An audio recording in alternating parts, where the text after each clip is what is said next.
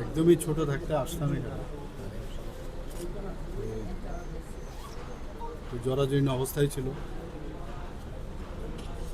আমরা সহজ সরল ভাষায় আমরা বলতাম নরসিংদীর যাবো, আসলে তো এটা নরসিংহ রামচন্দ্র তো মন্দির। তো এখানে বহু পুরনো মন্দির, এটা কিন্তু অনেকে জানতো না এটা।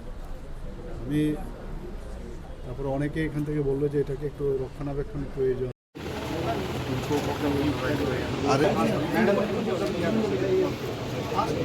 मैंने रेडी कर दिया सर, मैडम प्रपोजल दी सर।